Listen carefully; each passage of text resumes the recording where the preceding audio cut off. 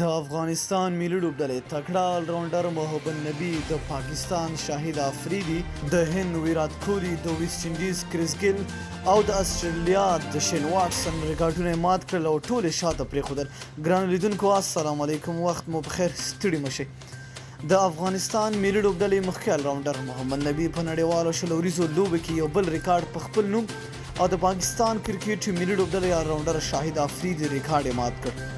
محمد نبی چې تېره ورځ د بنگلادیش په وړاندې په لوبه کې د غوره لوبغاړي جایزه ترلاسه کړه، له دې سره د کرکټ نړیوالو شورا په چوکاټ کې لومړنی لوبغاړی شو چې په شلوریزو لوبو کې 12 ځلې د غوره لوبغاړي جایزه ترلاسه کوي، چې دا په نړیوالو شلوریزو لوبو کې تر ټولو زیاتې د غوره لوبغاړي جایزې دي.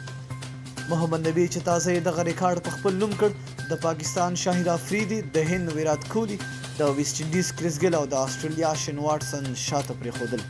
تېره ورځ افغانستان له بنگلادیش سره شلوریزه لوبه ترسره کړه چې محمد نبی پکې چټکې 4 اتیا ناسوځېدلې منډې وکړې. نوموړی هغه مهال توپوهنې ته راووت چې د افغانستان لوبډله په توپوهنه کې له سخت حالت سره مخ و، خو د هغه له راوتلو وروسته نوموړي توپاني توپوهنه پیل کړه چې افغانستان یې له سخت حالت څخه وژغوره او بنگلادیش لوبډلې ته د 115 منډو هدف وټاکه. په یاده لوبه کې افغانستان بریا خپله کړه او محمد نبی ته د تیزو منډو جوړولو او طوفاني توپوهنې له امله د لوبې د غوره لوبغاړي جایزه ورکړل شوه چې دا یې په شلوریزو لوبو کې 12مه د غوره لوبغاړي جایزه وه. همداراز د پاکستان کرکټ ملي لوبډلې آلراونډر شاهد افریدي بیا په نړیوالو شلوریزو لوبو کې 11 ځلې د غوره لوبغاړي جایزه ترلاسه کړې ده. محمد نبی چې له بنگلادیش سره یې خپله درېیمه او وروستۍ ټیسټ لوبه ترسره کړه، د لوبې پر مهال اعلان وکړ چې نور به په ټیسټ سیالیو کې د افغانستان استازوالی نه کوي او یوازې په شلوریزو او یو ورځنیو لوبو کې به ګډون کوي. نوموړي د افغانستان هغه لوبغاړی دی چې د افغانستان لپاره تر نورو افغان لوبغاړو په ډېرو لوبو کې ګډون کړی دی.